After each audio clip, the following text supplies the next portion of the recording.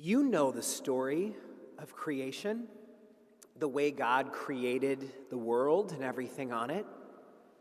We've known that since childhood. You know how many days it took? 6. And then there was a 7th day when God rested. And if someone forced us to, we probably could recall, without even looking, what happened on what day, or at least approximate it pretty closely. We would know that first was the light and the darkness being separated, and that then there were sea creatures, and then plants, and then animals, and then finally the supreme creation of God, the human being.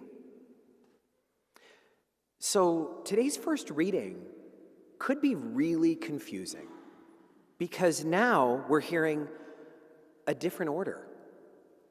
We're hearing that God made humans first, before animals. And Adam, the first human, was lonely. So God said, well, how about some animals? That would be nice. I'll even let you name them, God says. And so that's what Adam does, but it still doesn't suffice. Until finally, God made a second human being so that humans would never have to be alone. If we were fundamentalists, this would be driving us crazy right now. How could there be 2 different versions of this? How? From the same Bible? Strict fundamentalists need to interpret every word literally of Scripture, and everything has to be understandable at face value. So 2 versions of the same story does not sit well at all. I have found in my work as a priest and as a human being with lots of friends going through it, that whenever there's separation and divorce, there's always 2 versions of the same story.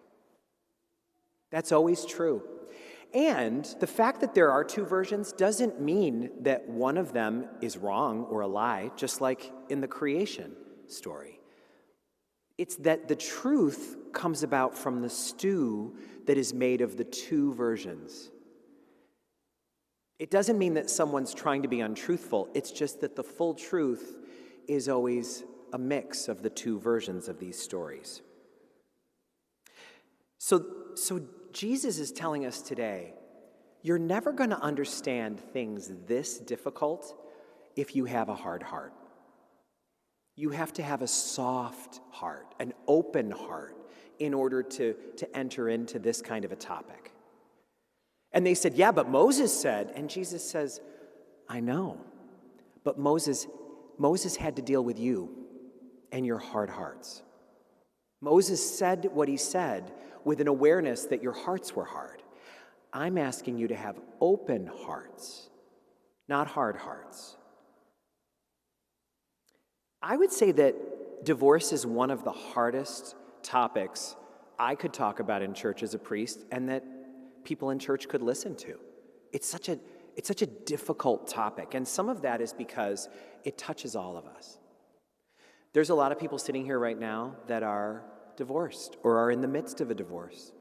For others of us, it's that our parents got divorced, or that we have a dear friend who's going through a divorce right now, or that our adult children are getting divorced, and as grandparents, we're beside ourselves. It always is pushing on a bruise because all of us are affected by it. One of the hardest situations in my life is a divorce in a family where I'm godfather of 2 of the children. So what does it mean now for me to be a godfather if they're not even seeing their father very often or their mother all the time? So now I'm the godfather in a situation that is so difficult. And I'll be honest, I don't exactly know how to do it. So obviously, we have to have open hearts to even approach this topic, softened hearts. If we have hard hearts, then it's just going to be like an episode of Law and Order. But if we are allowing ourselves to be open, then we can understand that there's a lot of complication that we need to tease out. Once I was talking with a woman in a parish who told me that she had endured years of abuse. And she told me it was both physical and emotional, and it had been going on for years. And I said, maybe not so much as a priest as much as a human being, how have you stayed? How were you able to stay? Did you ever consider leaving? And she said, Father, how I wish I could. But God doesn't allow that. It says so right in the Bible. I wish I could leave, but I never can. And this is one of those times where we need soft hearts, because divorce is terribly sad, but abuse is sadder. And we know that divorce is going to be a part of human living, even if we wish it weren't, because there will always be some marriages that are dangerous or some unions that are unholy. And the church allows for that. That's why we have annulments. We wish we didn't have to, but that's not life. Sometimes things get dangerous or unholy, and we have to have a way to manage it. But one thing we are hearing is divorce should be rarer than it is. It touches all of us so closely. That's a sign that something is off, because it ought to be rarer. Many of you are following the news stories in entertainment news, and one of them that was big this year recently was the story of Jennifer Lopez and Ben Affleck. If you're from my generation, how we love them. They're like Hollywood royalty to us.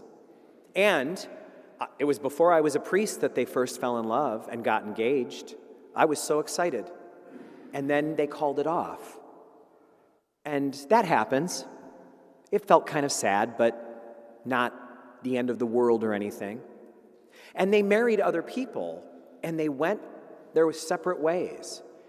So then 20 years later, when we heard that they found each other again, there was something inside of us that thought, wow, what a love story.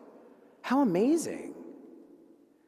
Maybe that made it even stranger when just recently we heard that they're getting divorced after 2 years, married in 2022 and divorcing now. And that means something is wrong. Something's not right there. But we have to have soft hearts. Rather than judge them, maybe we're being invited to learn from them, because obviously something is wrong. One thing we know is that marriage will always be hard. And part of it is because what we want, the feeling we want in a relationship, is a feeling that we can only have from being one with God. And that happens in heaven, not here.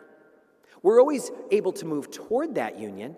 We get closer and closer to fullness of connection with God, but not this side of heaven do we accomplish it. Whenever we marry someone, we're marrying a human being, someone who is imperfect like we are. They're marrying a human being too. And so one spiritual author says, the job of a married couple is to console each other that marriage is going to be disappointing. It's a funny way to say it, but it makes sense to those who've been married a long time.